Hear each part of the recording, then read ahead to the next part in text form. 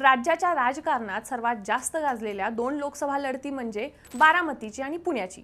त्यानंतर याच लढतींवर काहीशा प्रमाणात का होईना परिणाम करणाऱ्या आणखी दोन लढती म्हणजे शिरूर आणि मावळची।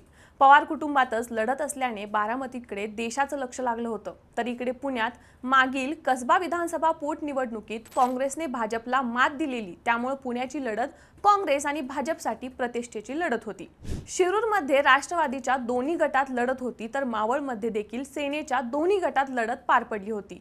थोडक्यात इंटरेस्टिंग ठरलेल्या या चारही जागांच्या निकालाची प्रतीक्षा आता सर्वांनाच लागली आहे। याच पुणे, शिरूर, मावळ आणि बारामतीमध्ये कोण बाजी मारणार, या चार जागांवर कुणाचं पारडं जड आहे, पुणे पट्ट्यातील या चार जागांचा निकाल काय लागू शकतो, याचाच सविस्तर आढावा घेऊयात या व्हिडिओमधून। नमस्कार, मी प्रगती देसाई आणि तुम्ही बघताय लगावबत्ती।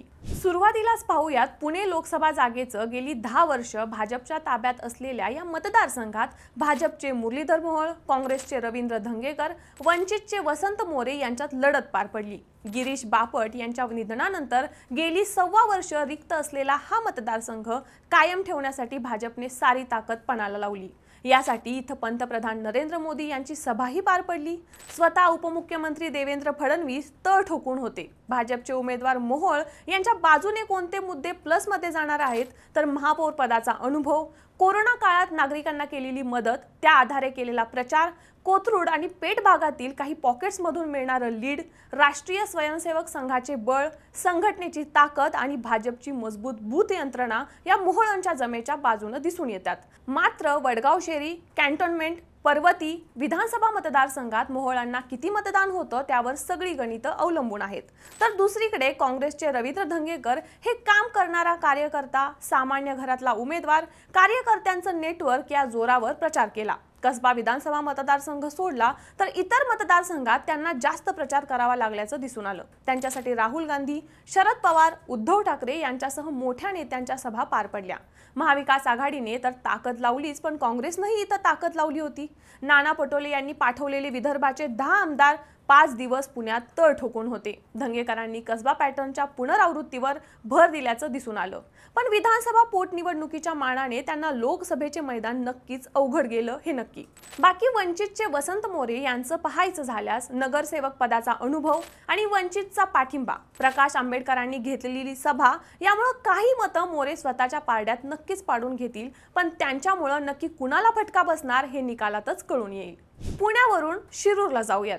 शिरूरमध्ये शरद पवारांच्या राष्ट्रवादीचे अमोल कोल्हे विरुद्ध अजित पवारांच्या राष्ट्रवादीचे शिवाजीराव आढळराव मैदानात आहेत। गेल्या वेळी हेच दोघे परस्परांच्या विरोधात लढले होते। फरक एवढाच की यंदा आढळराव पाटील घड्याळ्या चिन्हावर लढत आहेत, तर शिवसेना ठाकरे गट यंदा डॉक्टर कोल्हे यांच्या बरोबर आहे। पण मावळची खरी निवडणूक रंगली ती अमोल कोल्हे विरुद्ध अजित पवार यांच्यात।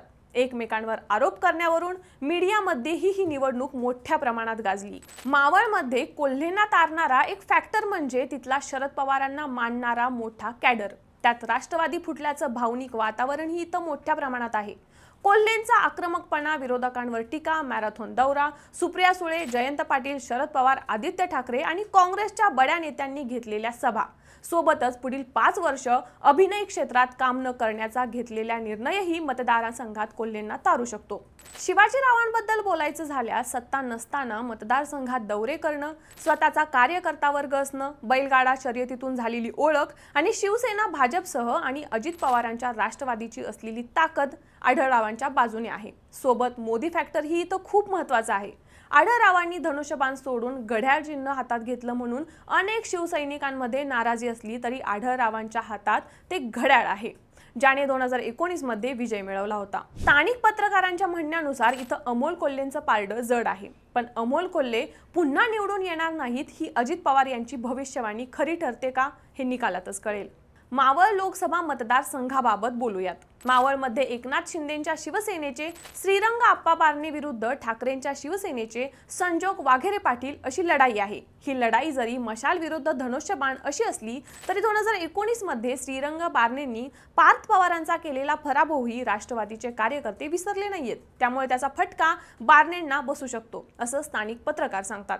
सोबत प्रचाराच्या अंतिम टप्प्यापर्यंत बारणेंचा गटबाजी आणि अंतर्गत नाराजीला सामोरे जावं लागत होतं। सोबत स्वतःची तयारी असलेली पोलिंग बूथ पॉवर ही बारणेंचा निगेटिव्ह मुद्दा आहे। राहिला प्रश्न संजोग वाघेरेंचा, तर राष्ट्रवादी शिवसेनेचे अनेक नाराज कार्यकर्ते हे थेट संजोग वाघेरेंच्या प्रचारात दिसले होते। त्यातच बारणेंच्या विरोधात असलेली नाराजी ही वाघेरेंना फायद्याची ठरू शकते। दुसरीकडे पनवेल, कर्जत, उरण या पट्ट्यात शेकापची असलेली तगडी ताकद सध्या ठाकरेंच्या माध्यमातून संजोग वाघेरेंच्या पाठीशी बळ देत आहे। त्यामुळे इथून वाघेरेंचं पारडं जड असल्याचं दिसून येतं। आता येऊयात बारामतीमध्ये। बारामतीमध्ये मुख्य लढत होती ती महायुतीच्या उमेदवार सुनेत्रा पवार विरुद्ध शरद पवार गटाच्या सुप्रिया सुळे। एका वाक्यात सांगायचं तर पवारांच्या कुटुंबाभोवती ही निवडणूक फिरत होती। बारामतीत सुनेत्रा ताईंच्या प्रचारात अजित पवारांच्या विकास कामांना पुढे करण्यात आलं, तर सुप्रिया सुळेंच्या प्रचारात मागील कार्यकाळात केलेले विकास कामं आणि सहानुभूतीचा फॅक्टर होता। प्रचारादरम्यान मोदींनी शरद पवारांचा भटकती आत्मा असा उल्लेख करणं हे पवारांच्या पथ्यावर पडलेलं दिसून आलं। सुप्रिया सुळेंच्या प्रचाराची बाजू भावनिक आणि सहानुभूती मिळवणारी दिसून आली। तीच अजित पवारांच्या भाषणात मत द्या नाही तर निधी देणार नाही असं वक्तव्य सातत्यानं दिसून आलं। पवार विरुद्ध पवार असा सामना असल्यामुळे दोन्ही उमेदवारांना मतविभाजनाचा फटका नक्कीच बसला असेल, ते निकालात कळून येईलच।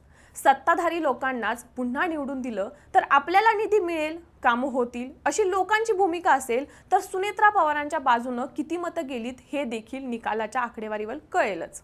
बाकी बारामतीमधील निवडणूक पक्ष आणि कुटुंब तोडण्याच्या मुद्द्यावर कितीही भावनिक दिसून आली तरीही इथल्या 6 पैकी 4 जागा महायुतीच्या ताब्यात असल्यामुळे इथं एनडीएचा प्रभाव अधिक दिसून आला। अजित पवारांना महायुतीची साथ असल्यामुळे आणि इंदापूर, दौंड आणि खडकवासला असे 3 मतदारसंघ भाजपकडे असल्यामुळे इथून भाजपची मतं सुनेत्रा पवारांना मिळाली असावीत असं आपण पकडून चालूयात। बारामतीमध्ये निकाल सुप्रिया सुळेंच्या बाजूने लागला तर त्यामागे शरद पवारांची शेवटची निवडणूक हा फॅक्टर महत्त्वाची भूमिका पार पाडणारा ठरेल। आणि जर का इथून सुनेत्रा पवार निवडून आल्या तर दोन्ही गोष्टी स्पष्ट होतील। एक, बारामतीमध्ये शरद पवारांचं वर्चस्व संपल्यात जमा, आणि दुसरी गोष्ट म्हणजे भाजप बारामतीमधील विधानसभा निहाय ताकद ही खरं अजित पवारांच्या मागे होती हे स्पष्ट होईल। या सगळ्या 4 जागांवरच्या लढती पार पडल्यात। या 4ही लढतीमध्ये कोण जिंकून येईल तुमचे अंदाज कमेंट बॉक्समध्ये नक्की कळवा आणि लगाव बत्तीच्या YouTube चॅनलला सबस्क्राइब करायला विसरू नका।